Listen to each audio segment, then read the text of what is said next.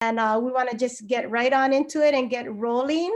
I'm gonna pass the wheel over to Malanai, cohort 1 alumni and current KVA employee, and she will be our host for tonight. Aloha. Aloha, mahalo, boss, Auntie Kahas. Our first speaker for tonight. Am I supposed to share a screen, or is that someone else's job? My job? But as we figure that out, we are going to introduce Mike Anderson, who is our newly elected regional director for the Inland Boatmen's Union of the Pacific. Mahalo, Mike.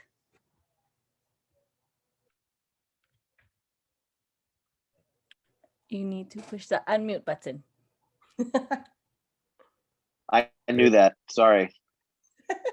Mahalo for having me and for letting me join. I'm really excited to be a part of this. My first Waʻa Tales, so looking forward to it. So I guess I'll just get going here then, yeah? Yes, go ahead, Mike. Okay, Mike Anderson. I will regional director here, IBU Hawaii. We're the Marine Division of the ILWU,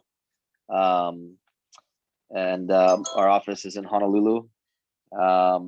We've got the IBU represents a large variety of workers on the West Coast, including Alaska and Hawaii, and they work on a lot of different vessels, including ferry boats, tugboats, barges, dredges, tour boats, water taxis, a lot of different vessels that our members are a part of. They represent shoreside workers as well, including ticket sellers for Washington State Ferry, other traffic and terminal attendants, terminal agents, warehouse workers, maintenance workers, dispatchers, and seafood processors. They were founded in 1918, and they pride itself on being one of the most democratic unions in the nation. And we're the largest inland union representing mariners on the West Coast.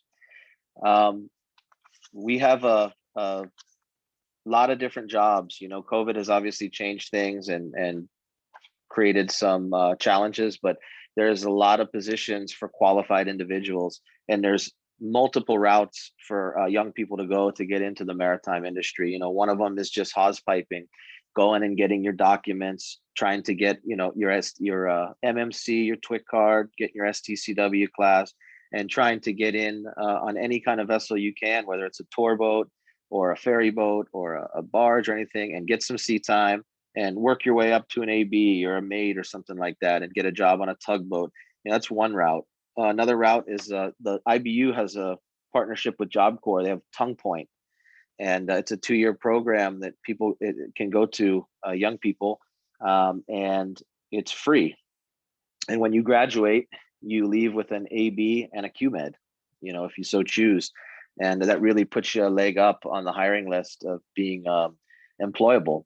The SIU has Piney Point. That's basically the IBU's version of Piney Point. And I went to Piney Point actually, but they're both really good options. And then you've got the Maritime College, like California Maritime Academy, or the Federal Academy like Kings Point, or Texas A&M, or Mass Maritime. And that's a 4-year college that you attend, and you leave with a bachelor's degree, and also a license, a third mate unlimited or a third assistant engineer unlimited. And that makes you very employable as well, and you get a great education and great experience.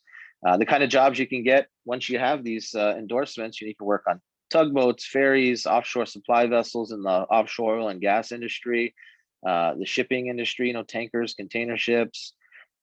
There's shoreside work. You could be a crewing manager, dispatcher. You could be a shoreside engineer, maintenance worker. There's really a lot of different things you can do in the maritime industry that don't just involve being gone on a ship or on a tugboat or working on a vessel. They've got some interesting stuff coming up with offshore wind turbines and stuff, and they expect the job market to grow, you know, for maintenance and supporting that kind of stuff.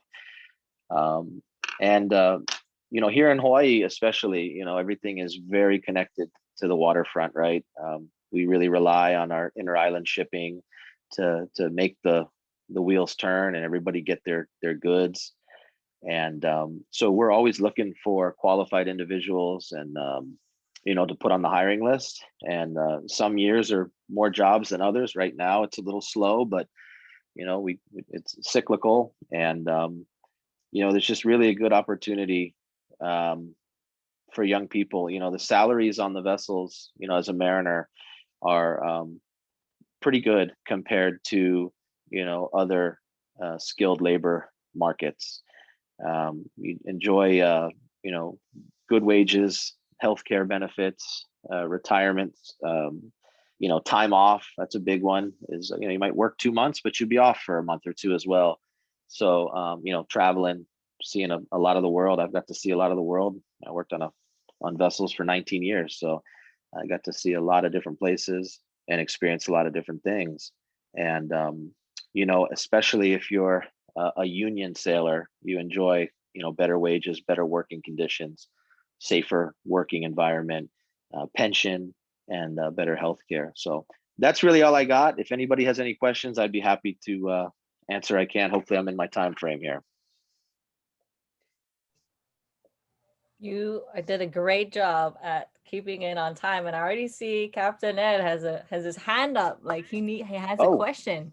Yeah. So, well, it's not so much a question, but I know you're just being humble, but can you tell everybody where you actually work locally? Because Captain Mike was a captain on one of the harbor tugs for many years. He and I worked together, and maybe you want to just tell them that you represent some of the local companies like, you know, Young Brothers and South Brothers. So yeah, I worked at Young Brothers Foss for about 8.5 years as a captain there, and I worked with Captain Egg daily, nightly, daily, morning, whatever, bringing in the ships, towing barges to neighbor islands, all different stuff. The IBU here in Hawaii represents Sauce Brothers, Young Brothers and Foss, P&M Tug Service, and the Kauai PMRF missile range, Pacific Missile Range on Kauai, torpedo retrieving vessels. And you know, there's about 225 members just here in Hawaii. And so those are some of the local companies. You know, when you're driving around here in Hawaii and you see the containers with the Sauce Brothers and Young Brothers, and you see the tugboats towing the Matson ships in and the Pasha ships in, those are the guys doing the work. That's us. And you know, Cap Med works with those guys daily, and it's a really good gig. You know, if you're willing to work hard, you know, it's hard work. And if you're willing to work hard and put the time in and not get much sleep, it's really rewarding. So yeah, thanks, Ed. Mahalo nui loa, Mike. If we have any questions, I will be sure to ask you them after. But now I will be introducing our next speaker, who is here from, let me pull up my notes right here, who is here from SIU, I believe, Amber Kana, and I can pull up our little, this. Mahalo, thank you for having me here tonight. Can everyone hear me? I hope you guys can all hear me well. My name is Amber Akano. I'm with the Seafarers International Union, Atlantic, Gulf, Lakes, and Inland Waters. I'm the safety director out here in SIU in the Port of Honolulu. I'm here to talk to you guys about an opportunity, a career with the Paul Hall Maritime Center for Education and Training, which provides a career for merchant mariners. So if most people don't know, merchant mariners move cargo and passenger vessels between nations and within the United States and operate and maintain a variety of ships such as deep sea cargo vessels, tankers, military support ships, Great Lake vessels, cargo, cable ships, tugboats, cruise ships, passenger ferries. Some of the ships you probably guys know out here is the Pasha vessels, the Matson ships, as well as the SBX. If you haven't seen that big golf ball that sits out in Pearl Harbor, we represent the members on board that as well. So Merchant Mariner carries import and exports during peacetime, national emergencies and becomes an auxiliary of the Department of Defense during wartime, delivers troops and war materials to conflict zones, and considered the fourth arm of defense. The Paul Hall Center for Maritime Training and Education prepares the students for shipboard life. So while you're at our school at Paul Hall Center, it offers our unlicensed apprentice program, broken up into 5 phases, which includes free education, training, free room and board and meals, guarantees your first job once you complete the program, of course, free advanced courses, and also too, as well as you get to earn a degree, associate's degree in nautical science or marine engineering. The Paul Hall Center is an affiliate with the Seafarers International Union. SIU specializes in the maritime trades and represents professionally trained merchant mariners. SIU has 20 union halls located across the continental United States, including Guam, Alaska, and Puerto Rico. Also, SIU has contracts with maritime companies providing various employment opportunities for merchant mariners. So while working on board a vessel, there are 2 working groups on a ship, the licensed and unlicensed. The licensed include the deck officers, deck and engine officers, and the unlicensed has 3 departments on the ship, which are deck, engine, and the stewards department. The deck department is responsible, as you can see in the slide, is responsible for navigating the vessels and handling its cargo, operating deck machinery, life-saving equipment, booms, winches, forklifts, cranes, mooring and anchoring ships, deployment and recovery of oceanographic instruments, docking and undocking, handling lines, standing lookout, watch, and helmsman in the wheelhouse. Then unlicensed deck ratings include ordinary seaman, GVA, which is general vessel assistant, uh, able AB, which is able-bodied seaman, and a bosun. Um, as a deck person, depending on the ship as well as depending on your position, ballpark figure, you could make somewhere between 3 to 5,000. It all depends on the ship and the contract. Our next department we're going to talk about is the engine department. The engine department is responsible for operating and maintaining vessel propulsion and auxiliary systems, main engine boilers, fuel, steering mechanisms, electronical, refrigeration systems, sewage treatment, lube, oil, and watch standing in the engine room. There are various unlicensed ratings in the engine room, which include wiper, oiler, junior engineer, deck engine mechanic, engine repairman, pumpman, electrician, machinist, conveyorman, and refrigeration engineer. And these are some of the jobs or some of the pictures of the engine department. Depending on the ship, as well as depending on the rating, these guys somewhere make around a little between, I would say maybe 3 to 4,000. There's their monthly base wage is what they're looking at. Our last department that we also have is the Stewards Department, which is responsible for serving meals, maintaining the galley, and operating its food preparation, equipment, meals, mess hall, and living quarters for the crew. They're generally skilled in cooking, baking, and food preparation, conduct general housekeeping and sanitation duties of the crew's living spaces, oversees inventory, ordering, provision. The steward department unlicensed ratings include steward assistant, assistant cook utility, chief cook, steward baker, and chief steward. And again, these guys make around, depending on the ship and depending on your rating, somewhere between 2 to 4,000 usually is their monthly base salary.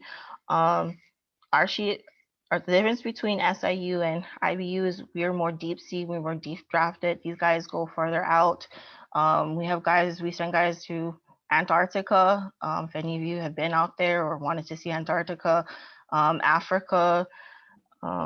We sent one guy who went out to Greece. We have a lot of locals right now that are going through the UA program at this moment.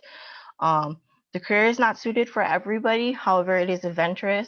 It allows you personal growth, the ability to travel abroad to different countries and experience different cultures while making a living wage. Do we have any questions before I move on? Hello. Hey, Amber, Yes. can you just explain, because I think a lot of people don't know this, we know because we do it, but when these crews are getting flown, I mean, if you live here in Hawaii and you're like, you got to go fly to the Mediterranean or up to the West Coast, go join a ship. Can you explain that, you know, all that stuff is paid for by the company? The people here can live here in Hawaii, but Yes. they can travel anywhere in the world. And that's because the companies are paying for your travel and arranging all that for a job. Yes, that is correct. So even though you live here in Hawaii and the ship may be in Singapore and Guam or in South Carolina, the company will fly you from Hawaii to that ship to meet the vessel. With COVID now, there are COVID tests in place for you before you join, as well as procedures or ROM. We do ask that all our members keep their receipts, their travel expenses, that would be their luggage, they pay for, as well as their taxi travel to and from the ship, and they'll be reimbursed when they get on board from the captain. So yeah, we send out a lot of guys deep sea. We've sent members as far as China, Singapore, as you know, Guam, Saipan. It all depends on your preference on what you want to sail. We have a lot of tankers, military support ships. If you don't like sailing deep sea, a lot of guys go to the cruise ship, which is here, which is NCL's Pride of America that we have here that's docked. We also do have tugs and barges, but they're mainly in the mainland, in Houston and in Jacksonville with Crowley Tug and Barge. And we also have the Great Lakes as well. All right.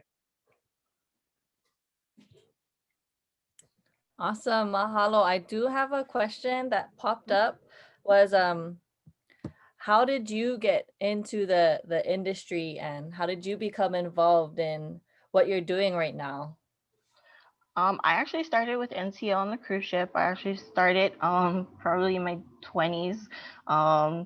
When I first started with NCL, not many people know that actually we were hired for the Pride of America. Unfortunately, the Pride of America got delayed coming out, so they ended up sending us overseas.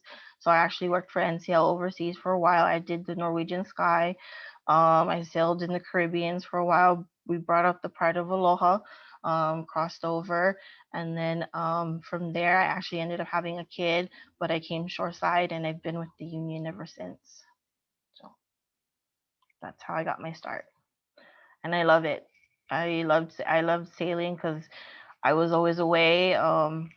If you are not the person who's attached to your phone and you can, be away from people, it's fine. It's not a life for everybody, as we always tell our members. It takes a special person to be out at sea. You have to be able to not be able to have internet, because not all the time are you going to have internet. You have to learn to work with different types of people. A lot of times these guys will tell you it's not the job that's the hardest part. Sometimes it's the people, especially as a local. You have to learn to walk away. You can't get angry really fast. You can't go over there, hey, I want to beat up the guy. That's not going to work. You have to learn to walk away. You have to learn to live with different types of people. So, but the job is really rewarding. It provides you a living wage to provide for you and your family, and be able to come home and live in the islands.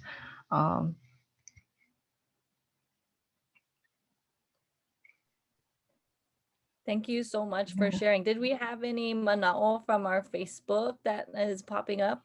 I'll allow a minute or two for that to pop up.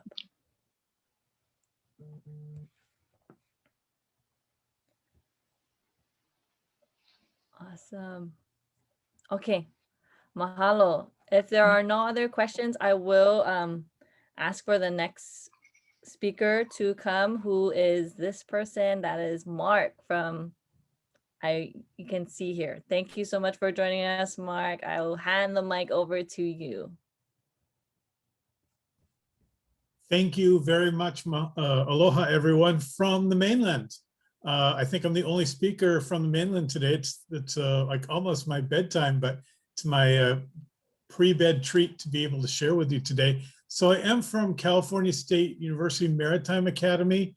A lot of people call it Cal Maritime. And it's strange, like, why am I here with KVA's program when, the school in California? But we are a pathway to get you toward your dream of, making the ocean maybe part of your career. And we are actually Hawaii's Maritime Academy. As Michael said at the beginning, there about the different kinds of jobs out there. Our pathway to get you from where you are now to where you want to be in your career is a little bit more the traditional college pathway. And so before I talk about the path, let me talk about the goal. So our graduates become third mates on ships. It could be tugboats, it could be the large tankers, or even larger ships that are out there, the Panamaxes and everything. So you can do that with the marine transportation major, or to be engineers, and you graduate actually as a third assistant engineer to crew those ships at an officer level. So you're what's called licensed. You'll have your degree from our school. It's a regular bachelor's degree, but you'll also have your third mate's unlimited Coast Guard license, or third assistant engineer unlimited Coast Guard license. So that's the destination for the 4 years you put forth in our campus. So maybe someone could put a picture of our campus up, which I think was one of the slides today, so I could show you. We're on the coast just outside of San Francisco. We're right on the water. You can see the large bridge there, the interstate that connects us to the rest of the Bay Area. And you can see our own vessel there called the Golden Bear. And so what is our pathway? Our pathway is an educational pathway, more traditional, where you go through and you take a lot of classes that are about boat handling and about things specific to the bridge and navigation, or to the engine room and operating the systems. And it prepares you for the next step, which is going on training cruises. And those training cruises are on our own ship. It doesn't just sit at our dock. It's not just a floating classroom building. It actually travels. And some years it travels to Hawaii. And so if we're going to west into the Pacific, and maybe to Asia, we stop in Hawaii. We might stop in Maui. We definitely stop in Honolulu, and to get supplies, and also for a nice stay to break up the longer trip. So Hawaii's always been really important to our school. We have a lot of graduates that work in Hawaiian waters, and certainly a lot of our current students and past students have been from KVA, and we're so excited about that, because it took their general interest in the ocean and their interest in Pacific voyaging and turned that into a more traditional education that led to a legit career. And we're so proud of every one of the KVA graduates and the folks that touch the KVA program. In fact, in our a building on our campus, which is called our Simulator Center, there's a big lobby, and in that lobby, there's a large display that's all about Pacific voyaging and the Pacific voyaging tradition you all celebrate, honor, and study. So I want to make that connection.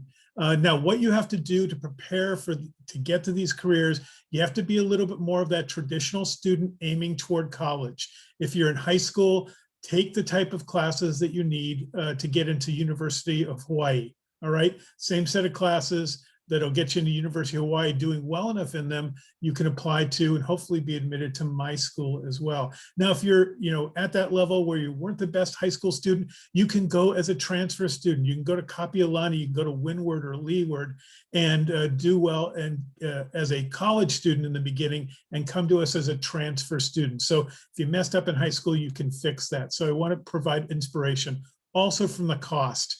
I know a lot of you want to, start working and earn money in something you love, but you want to earn money. And I know the cost of college might be frightening to you.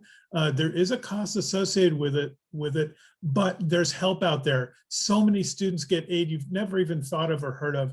In Hawaii specifically, we have something called the Lyman Scholarship that was donated from people that work in the Honolulu waters, the businesses all over the islands, and they've donated to a scholarship fund that only goes to students who apply from Hawaii. There's a little competition to get it. Also, we consider Hawaii a neighbor state, so you pay nearly the amount California students pay.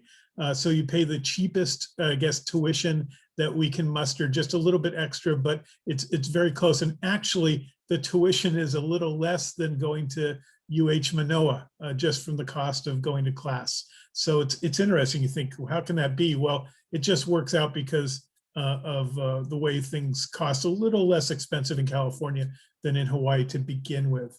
All right, so that's our path. Our experiences going on our own ship. You'll have kind of a internship to give you more sea time, because when you graduate from us, you'll have your bachelor's, you'll have that Coast Guard license, and you'll also have your STCW ratings for those jobs as well, which I know have been mentioned already. Okay, you can of course go back to Hawaii, or you can work anywhere in the world. Has been mentioned, these great places people work, until a lot of people end up coming back to Hawaii because they just love it there, and that's where their families are. That's all I have for you today. I'm happy to answer questions you may have.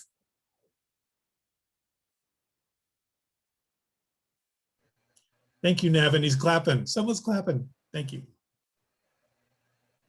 Awesome. Hey, Mark, can you talk a Mahalo. little bit about maybe some of the, I know a lot of people, when I go to the college fairs, a lot of parents and a lot of the students ask, like, if they want to go the route of college, they ask, like, oh, what do I need for an SAT score? Or can you kind of talk about a little bit about, what kind of do they have to do while they're still in high school or maybe junior college?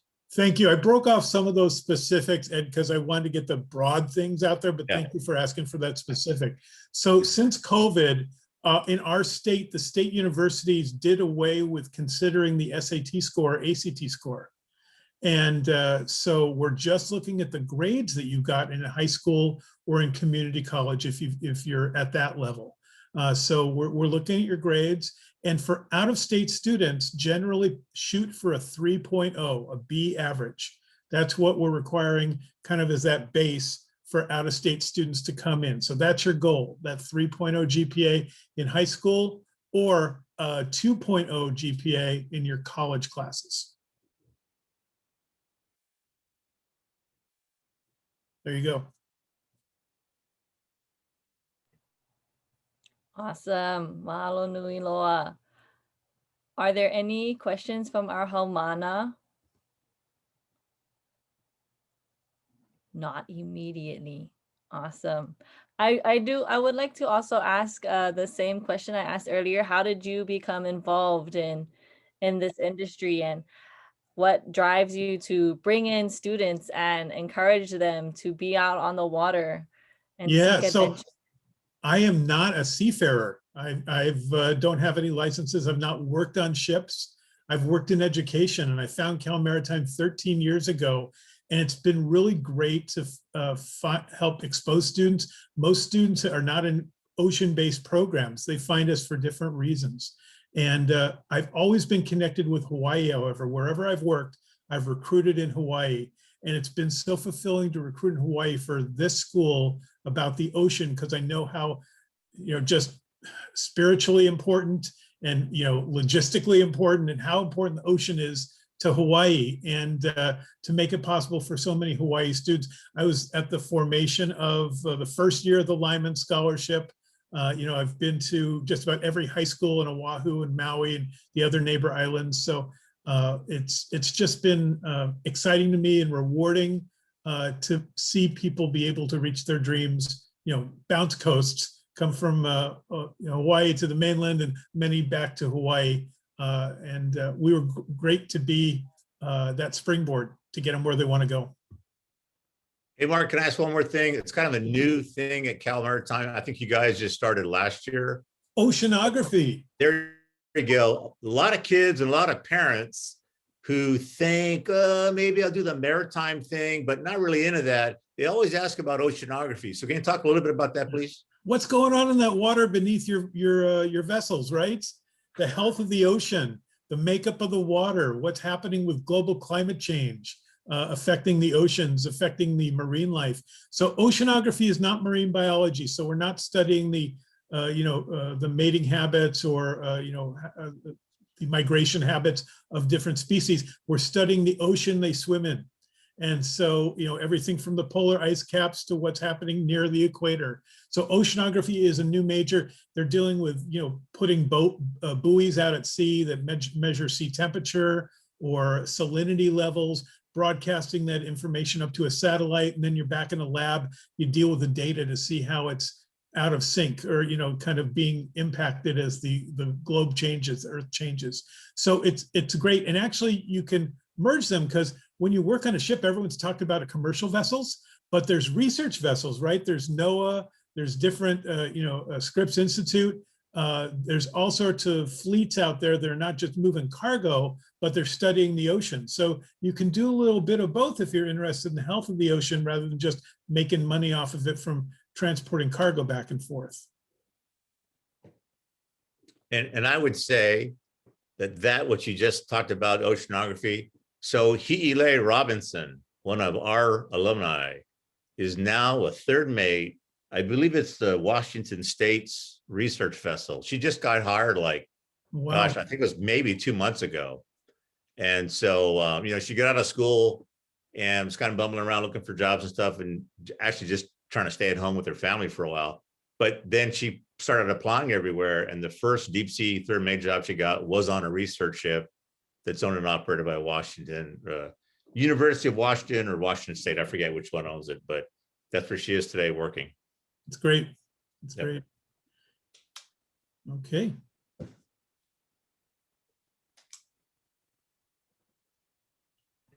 I see another question popped up in the chat. What's the cost of attendant to it? What is the cost to attend Cal Maritime, and do we pay out of state tuition? Also, there was another question that kind of relates to that. The WUI scholarship, does that also include that school?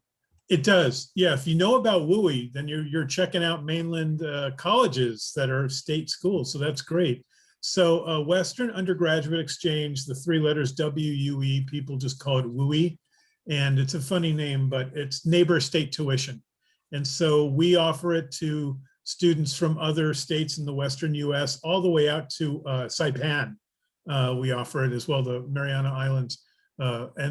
So again, it is just a little bit higher than what in-state students pay, but the actual cost, if you were to get no financial aid, and keep in mind only about 20% of our students pay the full cost because their families have a lot of money, I guess, but only 20%. So the cost, if for a Hawaii student, if they were to get no aid, probably going to be around $32,000 to $34,000 a year. If you look at everything it takes, living in the residence halls, your trip on the Golden Bear, dealing with uniforms, because you do have to wear a school uniform while you're there. You work on a ship or a shipping company, you wear the ship's uniform, you wear a uniform at Cal Maritime too. But the truth is 80% of our students get financial aid and they pay a lot less. So, when you fill out these financial aid forms, like you'd fill out to go to UH, same form, you just list Cal Maritime as a school you want to be considered at for aid. And so we'll know how much you need. Options, WUI is going to be a part of that. They'll bring down the tuition, but there's federal types of financial aid. And then you might get the Lyman Scholarship too. So there's, again, a number of the students from Hawaii that come to us are not all the wealthy Hawaii students. Okay, they represent as much financial aid need as students from anywhere. And the KVA students included. So it's possible. I know, money, it's like it's hard to even talk with your parents about money. You feel guilty about it, but don't let your dreams die. Just like power through it, apply for financial aid. You're going to be really surprised out of your pocket. It's not going to cost as much as you think. Malanai, this is Mike Anderson. Can I chime in real quick? I forgot to mention that I saw there was a question about tongue point cost, and tongue point is free. There's just an application process, and they would reach out to myself or Molly at the IBU hall, and we could facilitate that. There's an application. So I forgot to mention that. This just reminded me. But I would also say, if I could just add in, if you had any interest in, either full-time military or just being in the reserves, like the Navy reserves or maybe the Coast Guard reserves, there are programs that can help you finance college too. When you're in the reserves, you can keep your regular day job and earn money, but you do, maneuvers, or you do some reservist activities a month or two a year, and maybe not even that. So that's a way to help pay for college. And I've known a number of Hawaii students that were in these kind of, it's called a Strategic Sea Lift Officer Program, SSO, but it's basically Navy Reserves.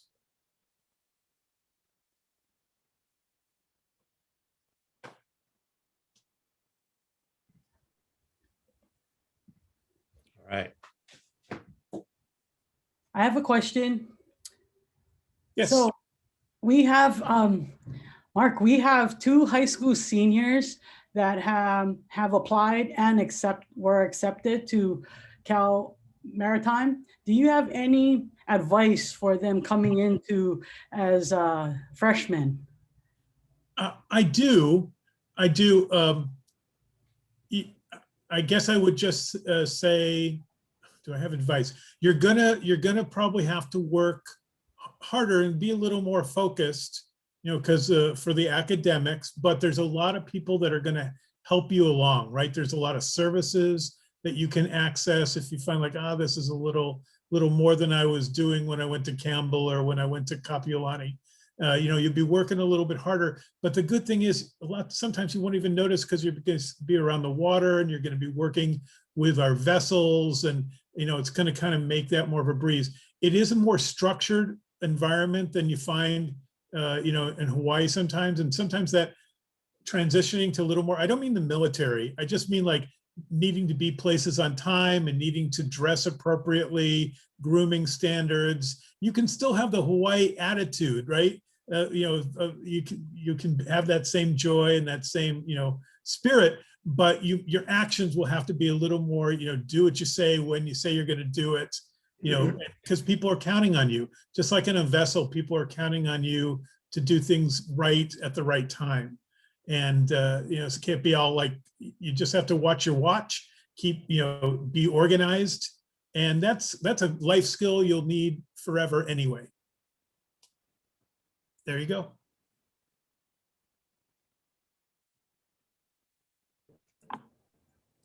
Okay, Awesome. I think Malanai, we have one of our alumni that's in this Zoom. We wanted to invite him to come and say a few words. It's Nanea, who is I think he just finished phase 3 at SIU. Nanea, are you out there? There he is. Look at that manly guy.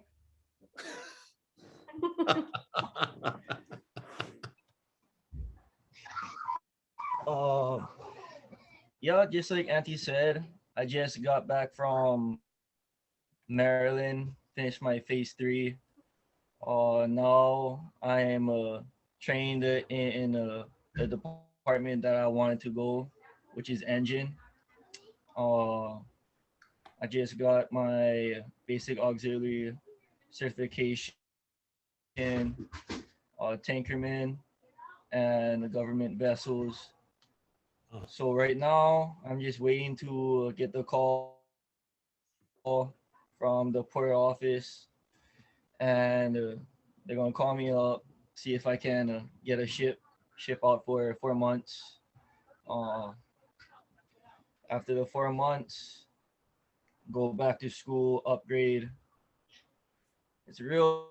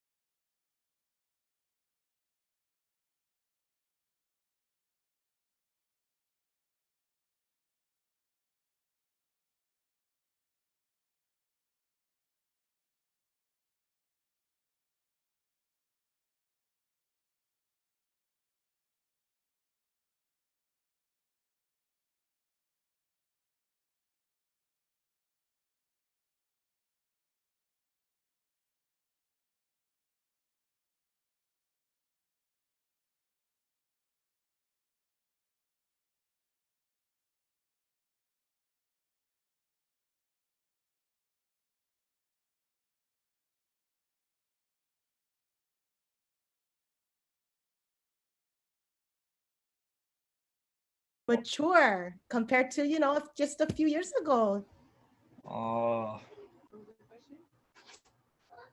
Honestly, it's hard to really explain because when I come back home, I feel accomplished, but then I just want to get a ship and go right back out to sea. It's it's like the ocean. It just keeps calling me every time I come back. I gotta go back out.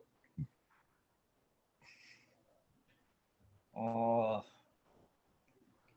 but yeah, I got a lot of experience through the program, and I can share with others. And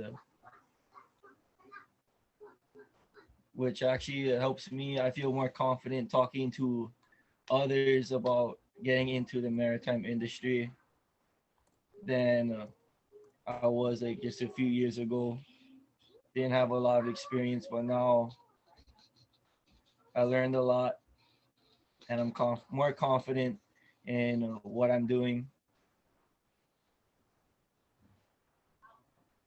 Awesome, awesome, Nanea. I mean, you're just breathing this confidence just in you. So I'm glad you feel it, because I think we see it, and I know we're all super proud of you and everything that you've accomplished. And you know, that's what you are an example, one of many of the examples of why we started Hala Holo Moana. And I think our other mariners out there, for sure, Mike and Captain Ed and Amber, know what you mean when it's like you just want to turn around and get back on a ship.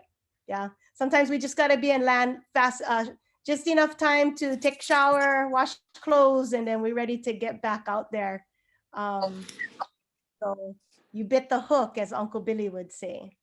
Okay, I'm gonna I don't know if do we have any other questions? Question for Nanya. Excellent, go for it.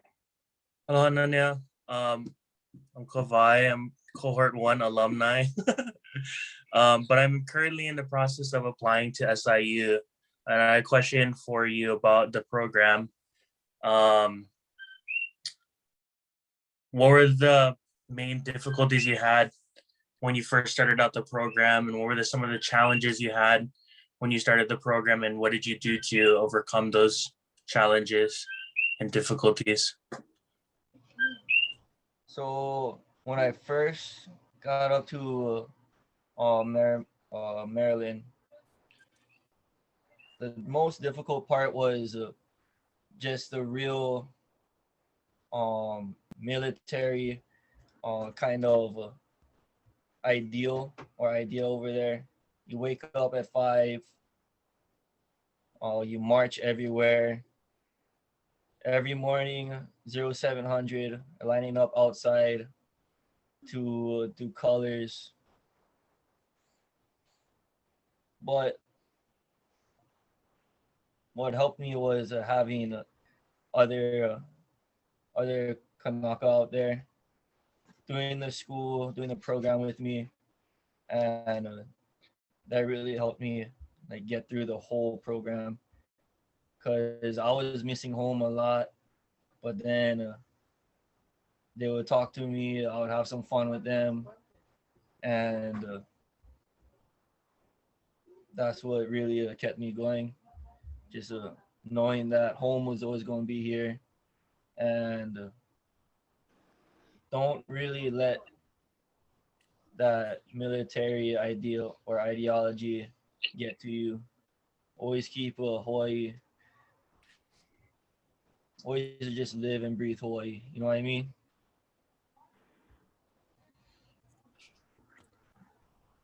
Yeah. Awesome, great advice. Great Mahalo. Hey, Bonnie, Yes. this is Mike. Yeah, Yes, I've known Nea for a long time. Nea's stepfather was my engineer, worked with him a long time. So I've known Nea a long time. And now I see him graduate. I can't believe it. I'm really proud of you, Nea. I just want to tell you that, man. Good job. Awesome. Let's see. Captain Ed, you wanna wrap us up here?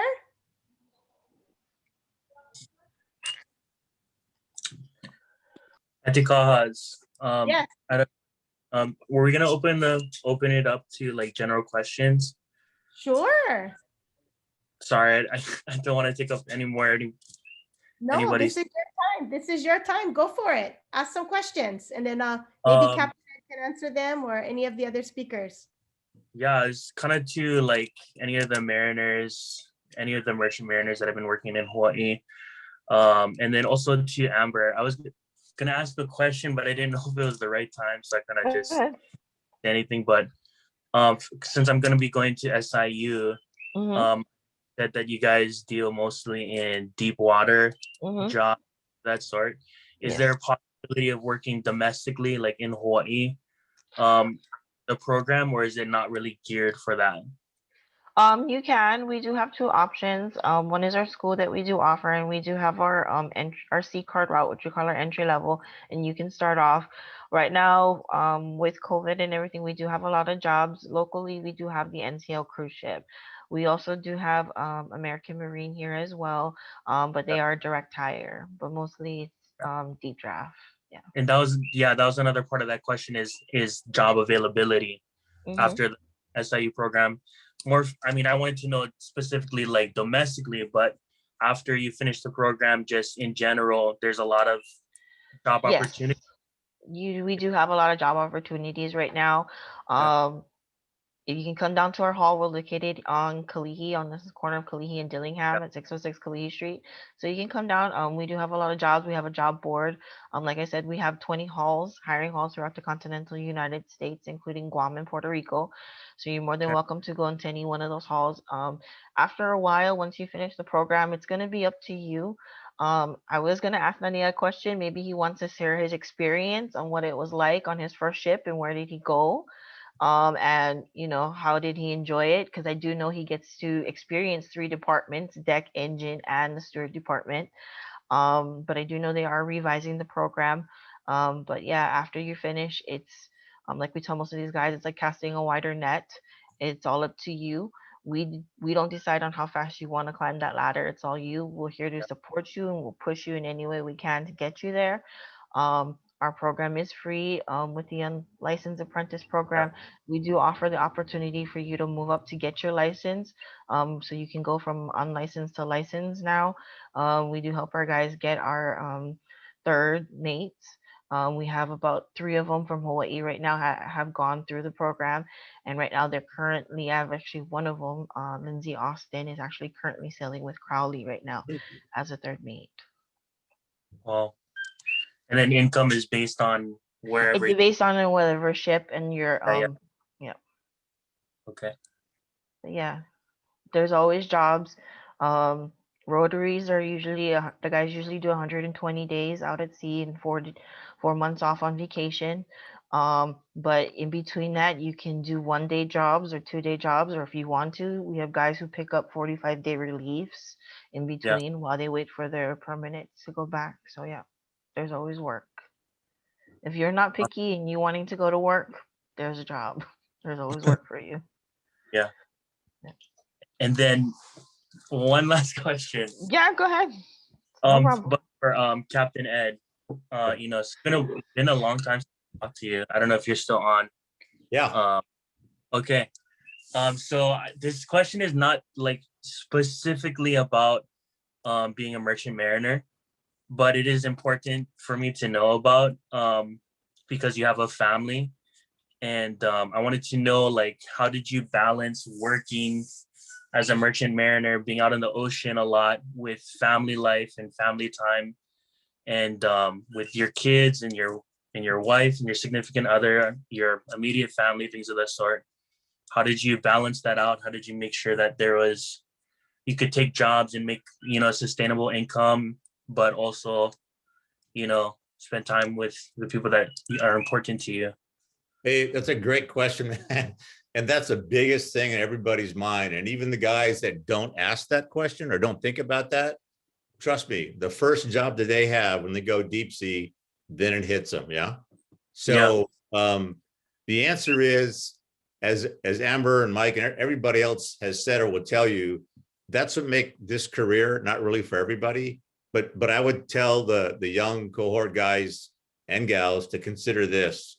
When you go to work on a tug where they're just going inter island for 30 days at a time, or maybe you go on board a ship like you're going to go out on for maybe 4 months at a time, you're gone. But today, it's relatively easier to communicate with your family than it was when I sailed. I mean, literally, I'd be halfway around the world, and when my ship would come in, a guy would walk on board with a mail bag, and you'd have letters from home, and they might be like 3-4 weeks old, or 3-4 months old. Today, most ships have like at least internet where you can go send emails like boom, boom, and you're talking to your wife, your girlfriend, or your husband, or your boyfriend, whatever. That's, we never had that before. So that's a good way of staying connected. And most jobs, you get within land, man, boom, you're on your cell phone talking to whoever you want anywhere across the world, right? So that really helps a lot. But the other half of it is this: when you're gone for 30 days or 4 months, when you come home, and now you're on your paid vacation, by the way, you're home. There's no weekend. You're home every day, all night with your family. And tell me where else you'd have the job like that? Nowhere. That's why seafarers go to sea. So they're gone, their travel is paid for, they're not paying any bills because they're fed on the ship, they're not paying for anything. The company flies you to get wherever you got to go and all that. You come home with money in the bank, money in your wallet, and now you're home with your family, your husband, wife, whatever, your kids, and that's like everything, man. You have the opportunity to make up for that. That's really a big deal. So it's a great question. And I'd like to point out one thing too that a lot of people don't know. I think there's a lot of girls here tonight. So this isn't just a job for men, although people think that, yeah, they think, oh, mostly guys are out there. So, and Auntie Bonnie would tell you, we've had graduates from KVA that went to Cal Maritime, and now they're out there in the industry. One of the gals that that just got out of KVA is Tressy Oster. She's out there working for MMP now, and she's a girl, and she's from Hawaii. Hi'ile Robinson was another one. She's out there, she's working. We just had interviews with a couple of students that are going to go to CMA, and 3 of the 7 people there were girls, and they all impressed the hell out of everybody. So this job, this career path is for everybody. It's for everybody anywhere. And companies love to hire Hawaiians. They love to hire girls. I mean, you don't need to ask for diversity. This industry is demanding that, and we can't turn over, we can't feed people to these companies fast enough that they want. And the reason they love Hawaiians is because you guys know you all have an affinity for the water. You love to paddle, fish, sail, go surf and all that. So local companies, and I was just talking to the boss at Young Brothers just yesterday. He's like, man, we got to hire more locals because they're getting tired of having to pay to fly guys from the mainland down here to Honolulu to get jobs on local tugs going inter-island. So, I mean, the opportunities are there, and they want to hire you, they want to hire everybody, but it's hard work. You guys got to grind it out through high school. You got to get good grades. They were talking about things like, wearing uniforms and all that. That's what the training is all about. You got to show up. You got to get up in the morning. You got to be on the bridge, or you got to be on deck. You can't just like sleep in whenever you want, or forget to set your alarm clock. If you don't show up for work, man, everybody's going to get pretty pissed. So, this is a hard work job. You do not have to go to Cal Maritime. You do not have to go to any college. It's hard to do it on your own. The unions offer a way of getting into the industry. There's ways of being, what they call housepipe, which means you kind of do it on your own, which I did, and Mike was talking about. And it can be done. It can be done that way, but it's hard work. All the jobs are hard work, but the pay is incredible. Your benefits are incredible. Mark was talking about paying $35,000 to go to school. That's not that much money. It sounds like a lot of money, but it's not, believe me, because I have a daughter in college and I'm paying way more than that for her. But you won't find a job or an industry where literally you get out of Cal Maritime, you go to sea for a couple of years, and you can pay off all your loans entirely. Unlike other people, who pay off their college loans the rest of their life. You could probably pay off your loans in about 2 or 3 years, if you get in this industry, because the pay and benefits are so good. So, just think about that. And I know there's parents probably listening or watching. It sounds daunting, but all you got to do is apply yourself in high school, then apply, to go to college, and apply yourself as a student when you're there. And once you get out of the industry, the rewards are unreal. And we're seeing that already with a lot of students from Kanehunumoku who are getting out there. They're out there working on mats and ships. They're out there working for Foss and Young Brothers. They're out there working all over the West Coast now already. And there's going to be more of them. And you guys, you're the ones that are coming up from behind them. So they can do it. And I know you guys can do it too. Any questions?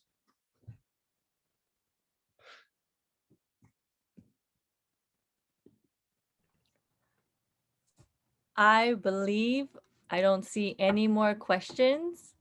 And I do think we are just on time. We are perfectly on time. So I'm gonna give the mic, mahalo to all our speakers before I give the mic over to Kahaz to wrap it up indefinitely for tonight. Okay, yeah, a huge mahalo, so much great information shared.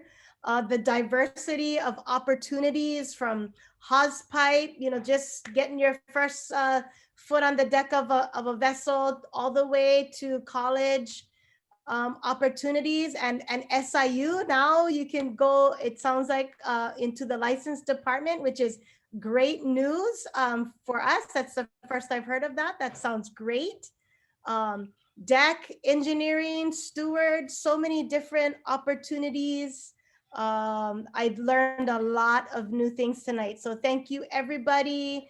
Thank you, Amber. Thank you, Mark. Thank you, Mike. Thank you, Captain Ed, for spending your time with us. And we hope that we will keep you really busy in the future with all these young able bodies to come and take over this industry and fill it with lots of great workers and mariners for the future. So much appreciated for that. And I want to mahalo our team, our host Malanai, Loyal, Keala, and the rest of the crew who are here tonight, and our students for showing up. And with that, we'll leave it here. This will be recorded and on our Facebook. So if anybody out there wants to share it with family or friends out there, or any other people that might be interested in the industry, it'll be living live on in our Facebook, Kanehunamoku. And I think we're gonna close with Navin tonight. Mahalo, everybody. Tonight it will be Viola, please. Mahalo. Thank you, Navi. Oh, sorry. Thank you, mahalo. So, Yava Anui. Olo olu, kui luna. Mahalo. Hey. Yava Anui Pa. Yava Anui, Yava A Kialoa. Yava A Peleleu, Alele Mamala. Amanu O Huka, Amanu O Kai. Iivi Polana, Akauka Hoku. Akau I Kamalama, Apai I Kula. Amama Uanua. Mahalo kako, everybody. Have a good evening. Po malie. Mahalo, everybody.